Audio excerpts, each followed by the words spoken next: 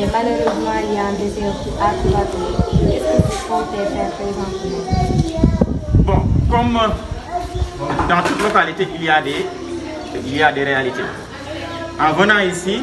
notre souhait, c'était de faire un point de presse. Maintenant, à l'impossible, nul n'est tenu. Nous nous sommes conformés, n'est-ce pas, à la décision du collectif qu'on a trouvé ici, c'est-à-dire d'aller présenter nos condoléances, mais également faire notre ziar et prier pour le repos éternel de l'âme du défunt. mu am ku wàññeeku ci ñun waaw ci ñun lay wax ndaxte bés ni ki tey waa Touba Toul suñu ay doomu ndey lañu mu am ku wàññeeku ci ñun muy ki nga xam ne moo ñu doon noddal bés bu nekk muy kilifa muy mag bàyyi ak lépp ci ñun ñuy yëbal suñu njaal waa Touba Toul yëpp di ñaan yàlla fi mu jëm na gën fi mu bàyyeekoo yàlla xaree ko aljana loolu moo tax bi tiis boobu daanoo suñu kaw ñu ne waaw góor googu mënul dem bàyyeekoo fi mu mel nii dara amu fi donc lépp lu ñu doon waajal pour def dañ koy teg ci suuf ba naqar ak tiis bi nga xam ne moo ñu dal ñun ñëpp jóge fi wàññeeku fi donc loolu moo tax xëy na jotu ñaa def li ñu bëggoon def yëpp waaye ndaje bi quand même jur na ay dogal yu am solo jur na waxtaan yu am solo jur na xëy na ay mébét yu am solo incha allah fii ak ay fan di ngeen gis mébét yooyu mu jur mais déjà am nañ mbégte ànd ak waa Touba Toul wax ne ñoo ñu invité pour ñu waxtaanee jafe-jafe yi nga xam ne moo am fii ci Touba Toul jafe-jafe yi nag bëri na waaye bi nga xam ne moom lañ ci gën a ràññee mooy jafe-jafe ndox bu ñu waxee ndox nag wax dund bu ñu waxee ndox wax sangu bu ñu waxee ndox wax naan Touba Toul ñëpp ràññee woon nañ ko ci Sénégal ci saytuwin bu mucc ayib ci wàllu ndox ñu jékki-jékki ci jëmmi jamono état du Sénégal am li muy yeesal ci wàllu saytuwinu ndox ci Sénégal ci réew kaw ga ne kat dañuy jël loxo ndox bi nga xam ne askan wi moo ko doon saytu dañ koy jëlee seen loxo mu yóbbu ko 250 loolu lenn rek lay wane tonne yi moo ko fi indi waaye defar ñoŋal indiwu ko fii tey indiwu ko fii ëllëg te li ci gën a ñaaw mooy Aquatec tabaxul forage gasul jëndul tuyau jëndul robinet jëndul compteur defu fi dara lu dul naan nekk fi di encaissé rek la fi nekkee bu dee encaissé ñun ñoo ko dàq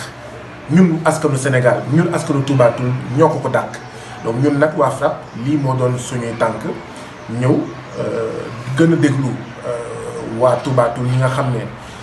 ñoo kuréeloo ci lu ñuy woowee collectif des associations pour la défense des intérêts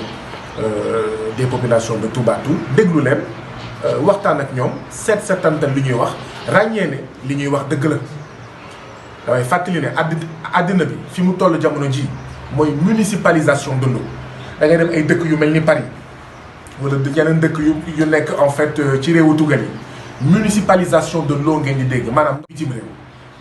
fii nag ca Touba Toul Thiès ak yeneen gox ci Diourbel benn opérateur bu ñuy wax Aquatec lañ ko dénk ñu jàpp nag ne li ñu jël saytu winu ndox bi jëlee ko ci loxo askanu Touba Toul dénk ko société canadienne bu ñuy woowee Aquatec nekkul ngëneel ci askanu Touba Toul ndaxte benn mu ngi jëlee ndox bi 20 ak juróom mètre cube yóbbu ko ci juróom fukk mètre cube bu nekk mu mel ni kon bu fekkoon da doon jar benn léegi mu ngi jar ñaar te ndox mi nag monté dara soppeewu ko si du ci quantité du ci qualité du ci cafka du ci dara ñu jàpp nag ne li ñu jël ndox bi dénk ko Aquatec dafa mel ni golo di bëy baabul di dundee dafa mel ni rongañu waa Touba Toul seen ñàkk ak seen deret mooy siim cere waa Aquatec te loolu nag du dëgg du yoon ñu yoo xam ne fépp fuy bunt buy dugg Touba Toul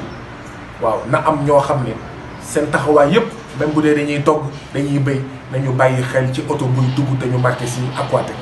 buñ ko séenee rek comité de vigilance et de surveillance yooyu nañu avertir ñëpp pour ne leen Aquatec dégage nañu avertir ñëpp pour ne leen coupé tey du fi am coupé ëllëg du fi am préfet sous-préfet gouverneur nañ jël seen responsabilité ndaxte dootuñu seetaan ñuy ñëw di coupé dootuñu seetaan Aquatec continuer di saytu suñuy ndox bu dee collectif Touba Toul dafa wéetoon bés ni ki tey bi yóbboo ñu xam ne Touba Toul wéetatul ñun waa FRAPP France Dégage ñu ngi ànd ak Touba Toul waaye du yem rek ci ñun suñ mëbët mooy front multilutte doy naa bi ñu taxawal te mu ëmb fukki collectif boobu def jafe-jafe Touba Toul seen jafe-jafe waaye tamit collectif Touba Toul def jafe-jafe fukki collectif yooyu seen jafe-jafe ndaxte li kenn mën ñaar ko dàq. Moussa Sagna, on vient de faire la distribution des aides alimentaires un peu partout avec les protestations. Quelle lecture vous en faites? Ci wolof. Ok. Sànq nii effectivement ci suñuy waxtaan dégg nañ ne séddale am na fi mooy séddale yi ñuy jox ci wàllu xeexu mbas mi dégg nañ ne itam séddale boobu amul benn comité bi nga xam ne moo